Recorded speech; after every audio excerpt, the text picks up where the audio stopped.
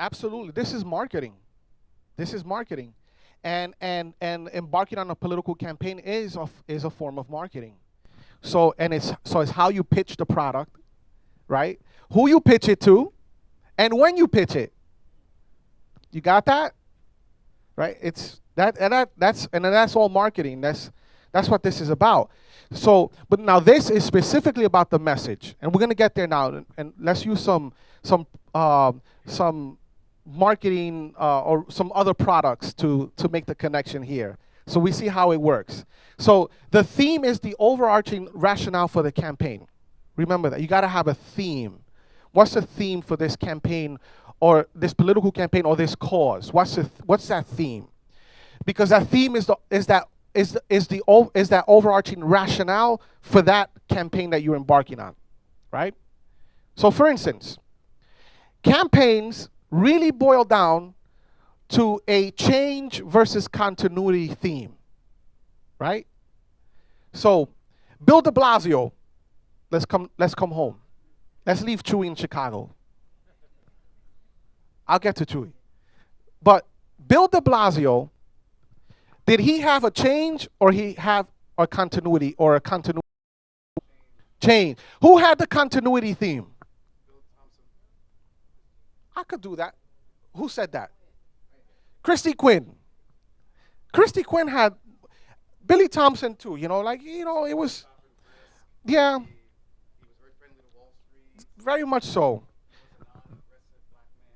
Yeah, look, but that I think both. I think he tried to do a change kind of thing, but he was a continuity candidate, right? So now Christy Quinn was, listen, with me you're gonna have a fourth Bloomberg term. Basically that's what it was, right? So, but Bill De Blasio, he had it right, and he knew. Look, you know what I give them credit for? They were very disciplined. Even when the polls had them in last place, they were like, no, we're sticking to our message. And the message was that this city does not want a fourth Bloomberg term, right? And why? Because Bloomberg has been for this, and because we need this, right? And then the whole Tale of Two Cities theme came up, right? That's a change theme, right? That's a change theme. So that's the why now will determine, right? What theme, is it change or is it continuity, right? What am I running for? What do I want to push? Do the people want to continue what they've had? Or are people wanting a change, right? So that's what it basically boils down to. So when you think about a theme and a message, you got to have that down. That's very, very important. You got to have your pulse to the people. It's always, I'm gonna get to this later, but it's always about the people. It's always about them. And when it's a cause, that's what it's about too. Especially that. It's always about the people. What do the people need? What do the people need? Right? So that's really important to know.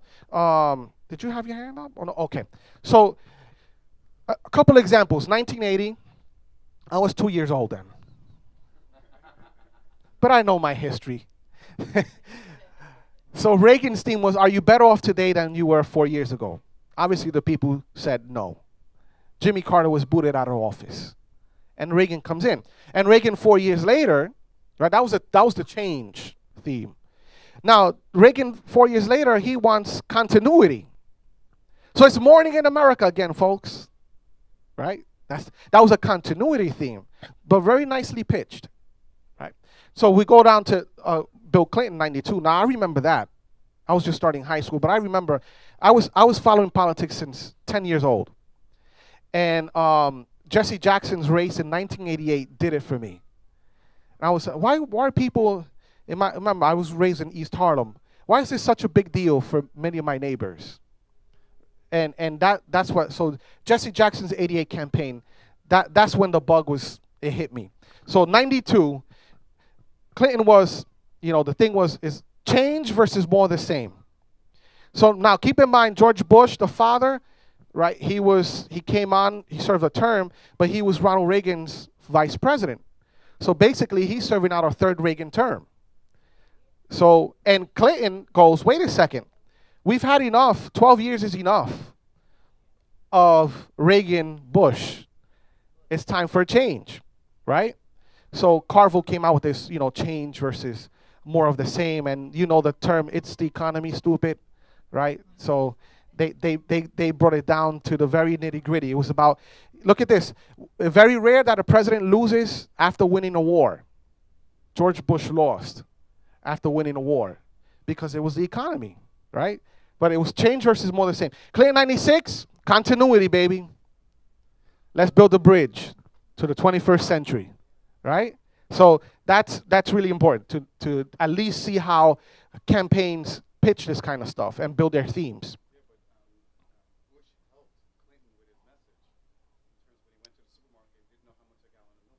Oh yeah, oh yeah. I mean, he shot himself in the foot many times, right? So yeah, but Clinton again, very disciplined, stayed, stayed on message. He stayed to, he stuck to his goals and his guns, and that was really important too. But yeah, Bush did it to himself too.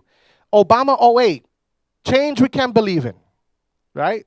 That the word change was right in there, and then the rallying cry was yes we can, right? But change we can believe in was the theme. That was the theme of the message. That was the rationale. We need something different. Obama was ready to offer it. 2012, one word, forward, continuity, with a twist. With a twist. Chuy Garcia, 2015, the theme was a mirror for all of us. But again, it's, 4 years of 50 schools being shut down, particularly in communities of color, most of them in African American communities. The murder rates skyrocketing, particularly in African American communities, right? Now, Moody just downgraded their ratings. So, I mean, they're 2 levels down from being dead broke, right? So, now, the thing is, we need something different, because 4 years of this is not working, and 4 more years will lead to disaster, right? So change is a theme there, right? Now, why for all of us? Because there's certain neighborhoods in Chicago that are doing very well. And you know something? Let me tell you, and I didn't spend much time in Chicago prior to this. Let me tell you something about Chicago. If you don't know Chicago well, this tale of two cities thing, people think that stuff is real here, and it is. It's more real over there. It is insane. The Chewy campaign, before they went into nice digs and nice offices in downtown Chicago, we were in Little Village. Over there it's called La Villita. That's where the Mexican community is, right? Now, so Mike and I, we will go a lot to Humboldt Park. That's where the Puerto Ricans are at, because we had to meet some people over there. But between Little Village and Humboldt Park was North Lawndale. Let me tell you, what I saw in the South Bronx growing up is what I see over there now. It looks like, literally, it looks like a bomb hit that place and it hasn't been developed since. I'm not kidding. Buildings that are abandoned and not half standing. Vacated land, there's nothing there but garbage. The hospital, which is a Catholic hospital in North Lawndale, it is unbelievable. This place looks like a hospital from a third world country, literally. I mean, it is amazing what you see. The poverty, that's a tale of two cities. I mean, we say it here, but I mean, there's a lot more development going over there. It is a disaster outside of downtown Chicago, right? So, but downtown Chicago is thriving. The north side is thriving. But everywhere else, it's a disaster zone, right? So that's why for all of us, because Chewy's theme is, not only do we need change, but we need a mayor that is gonna that's gonna serve everyone, not just the privileged few, right? That's the message.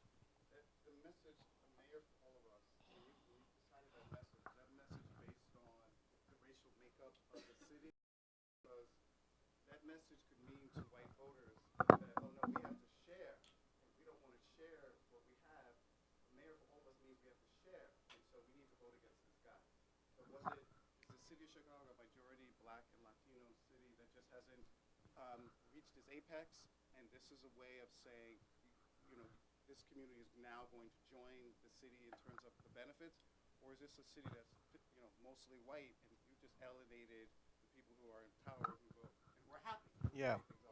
So, majority minority city. Um, a third of Chicago is Mexican. There are 3 million Chicago residents. Almost a million are Mexican, Latino, mostly Mexican. And the other chunk is African American. Yes. So it's a majority minority district. Um, uh, but but here's the thing. I think um, so. And by the way, I wasn't alone in creating this message. I have there was a number of us, and the to this was Andrew Sharp, a colleague of mine who I respect immensely. He's one of the best, and people will know who he is now. But and he was one of Obama's guys for Senate, not for president. But the idea was that there was a genuine concern, right? That the majority of communities in Chicago were being forgotten about, ignored, and so it's not really an us versus them thing. But how can everyone thrive in that city? So the thing is that again, where we're mostly in communities of color, right? Where's the crime more rampant? Communities of color. So so the thing is not really us versus them, but how do we include the us and the them under one umbrella so that everyone is thriving and benefits from what side is benefiting from, right? So it's so the thing is the idea was to be inclusive. Well, we lost the north side. We lost the north side. Although that was always Ram's strong, right? And so that plays a role too. Remember, he was a congressman before he became mayor, represented that area for a number of years. So already he comes in with a strong, right? Now the north side though is a more more upper class. There are a lot of police and firefighters, and a lot of the progressive whites, right? The LGBT community, and a lot of the labor folk. Those progressive whites, they were with us, right? They were with us. So, but that was Ram's base, and we never expected to do well over there. So, will more of them come our way? We're not expecting that, but that's unfortunate. This stuff works out that way.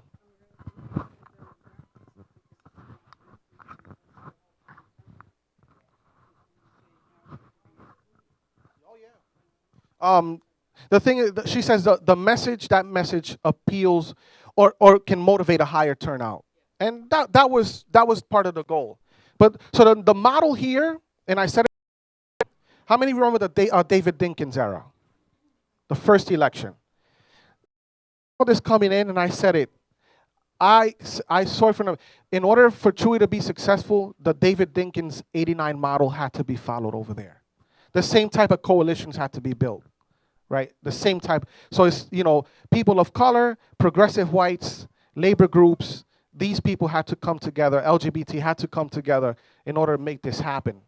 So it remains to be seen if it's going to happen in a runoff, but we're trying hard. Brandon, you had your hand up before. You good? Okay, cool. Here, here, and then over here.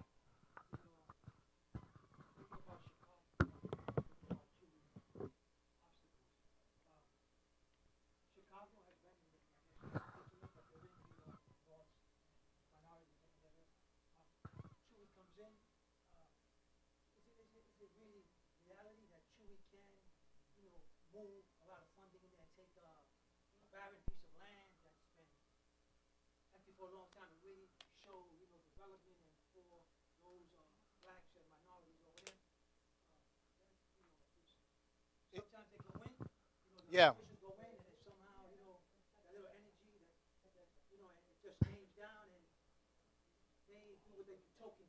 Right, right, right. Eli, Well, Eli, yeah. can you repeat the question?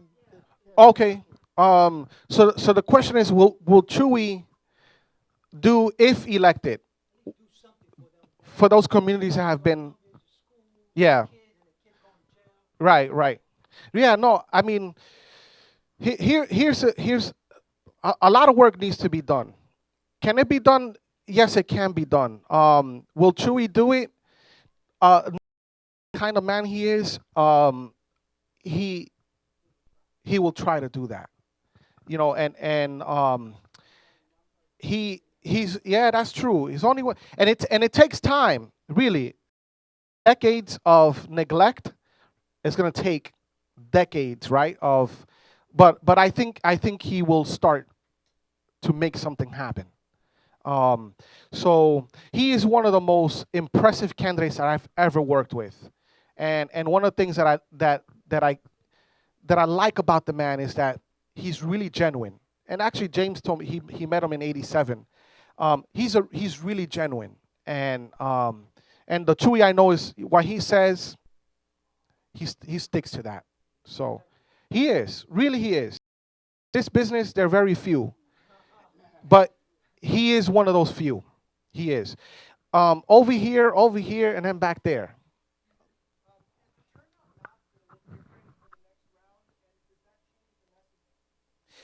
Good question. Um, the turnout map will be different. We are expecting um, higher turnout actually than the first time, for a number of reasons. One is that now this race has garnered national attention, and if it's garnered national attention, is garnering a lot of attention in town. That's number one. Number two is there are 15 council races that are in runoffs, and there's going to be a lot of action locally. So we're expecting the turnout to be higher. The message doesn't change, and that's one of the things that you have to. And thank you for saying that. One thing you have to remember: you don't change your message, and you don't change your campaign strategy. Things could things could be going wrong, but if you feel that you worked on that strategy and that message well the first time, don't deviate from it. You stick to it. It's better to have, I'll put it this way, it's better to have one bad strategy and message than 10 good ones. Don't go with the wind. Be genuine and stick true to what you believe in. And if you worked hard and you did your research, you know that strategy and Bill de Blasio is the scenario here or the best connection here, right?